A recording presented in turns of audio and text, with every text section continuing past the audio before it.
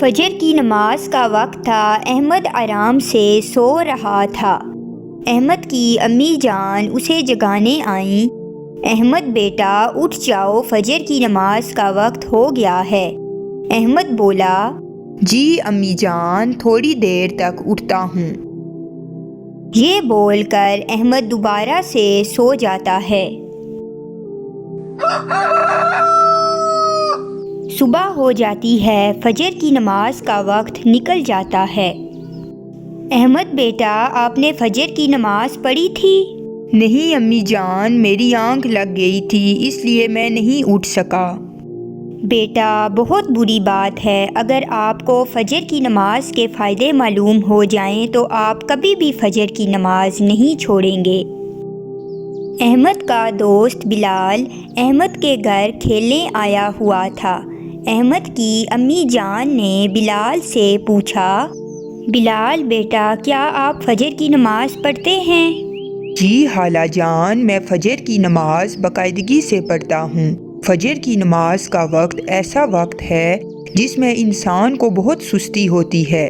شیطان انسان کے دل میں یہ خیال ڈالتا ہے، ابھی سو جاؤ، ابھی تو بہت زیادہ وقت ہے، لیکن میں پھر بھی ہمت کر کے اٹھ جاتا ہوں اور فجر کی نماز ضرور پڑھتا ہوں، کیونکہ فجر کی نماز کے بہت زیادہ فائدے ہیں۔ شاباش بیٹا، بہت خوب۔ آپ اپنے دوست احمد کو بھی کچھ سمجھائیں۔ میں روز احمد کو فجر کے لیے جگاتی ہوں، لیکن احمد دوبارہ سو جاتا ہے۔ احمد بھائی، بہت بری بات ہے، آپ فجر کی نماز کیوں نہیں پڑھتے؟ بلال بھائی، صبح صبح اٹھا نہیں جاتا، بہت مشکل ہوتی ہے۔ احمد بھائی، آپ کوشش تو کریں، کیونکہ صبح کے وقت شیطان اپنا پورا زور لگاتا ہے کہ انسان اپنے دن کی ابتدا اللہ کے نام سے نہ کرے۔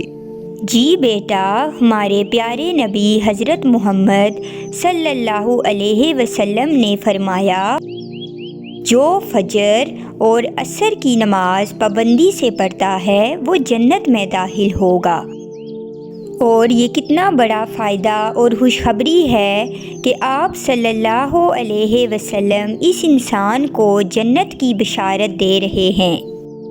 جی خالہ جان، اور میرے ابو جان نے مجھے بتایا تھا کہ ہمارے پیارے نبی حضرت محمد صلی اللہ علیہ وسلم نے فرمایا، اندھیرے میں مسجد جانے والوں کو قیامت کے دن مکمل نور کی بشارت دو۔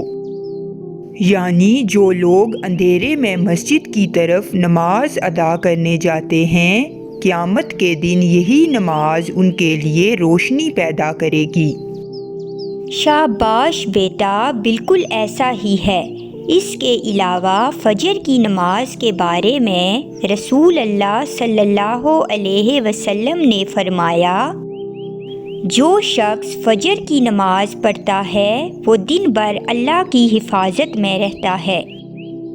یعنی اس حدیث سے ہمیں یہ پتہ چلتا ہے کہ فجر کی نماز پڑھنے والے کو اللہ تعالیٰ کے خاص تحفظ میں رکھا جاتا ہے، وہ اللہ تعالیٰ کی ذمہ داری میں آ جاتا ہے، اور اللہ تعالیٰ کی رحمت بھی اس پر برستی ہے، اور اس کے لیے دن آسان ہو جاتا ہے۔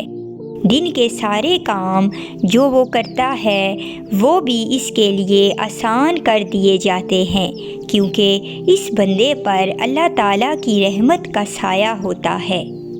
ارے واہ امی جان، فجر کی نماز کے اتنے زیادہ فائدے ہیں؟ جی بیٹا، فجر کی نماز کے بے شمار فائدے ہیں۔ میں آپ کو ایک اور فائدہ بتاتی ہوں۔ جس انسان نے عشاء کی نماز باجماعت پڑھی اور وہ سو گیا اور پھر فجر کی نماز بھی باجماعت پڑھی تو گویا اس نے ساری رات عبادت میں گزاری۔ اور ہمارے پیارے نبی حضرت محمد صلی اللہ علیہ وسلم نے فرمایا، جب انسان رات کو سو جاتا ہے تو شیطان اس کے سر کے پیچھے 3 گریں لگا دیتا ہے اور ہر گرہ پر کہتا ہے، ابھی رات لمبی ہے، سو جاؤ۔ لیکن جب انسان جاگ کر اللہ کا ذکر کرتا ہے تو ایک گرہ کھل جاتی ہے۔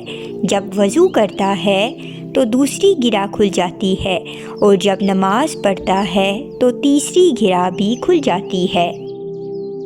اور یوں انسان فجر کی نماز کے بعد صبح چاق و چوبند رہتا ہے۔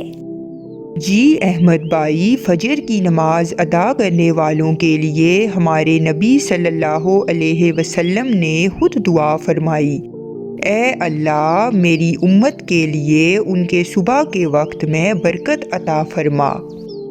یعنی جو شخص فجر کی نماز ادا کر کے جو کام کرے گا اللہ تعالیٰ اس میں برکت ڈال دے گا، اور جو شخص نماز پڑھے بغیر اپنے دن کا آغاز کرے گا تو اس کے کسی کام میں برکت اور سکون نہیں رہتا، شیطان اس کے ہر کام میں دخل اندازی کرتا ہے۔ جی بیٹا، اس کے علاوہ صبح فجر کے وقت اللہ تعالیٰ کی رحمتیں نازل ہوتی ہیں۔ جس گھر میں نماز فجر ادا کی جائے پورا دن اس گھر میں خیر و برکتیں نازل ہوتی رہتی ہیں۔ فجر کی نماز کے فوائد سن کر احمد بہت متاثر ہوا اور بولا، ارے واہ امی جان، فجر کی نماز ادا کرنا تو بہت عمدہ ہے، میں ان تمام فوائد سے محروم تھا۔ میں آج سے ارادہ کرتا ہوں کہ فجر کی نماز کبھی نہیں چھوڑوں گا۔ احمد کی امی جان خوش ہو کر بولیں، شاباش بیٹا، اللہ تعالیٰ آپ کے لیے آسانیاں فرمائے، آمین۔ پیارے دوستو، ہمیں اس کہانی سے یہ سبق ملتا ہے کہ نماز فجر دنیا و آخرت کی کامیابی اور اللہ تعالیٰ کی رضا حاصل کرنے کا بہترین ذریعہ ہے۔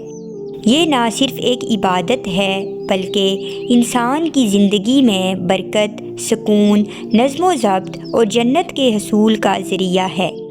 ہر مسلمان کو فجر کی نماز کی پابندی کرنی چاہیے تاکہ وہ ان عظیم فوائد سے مستفید ہو سکے۔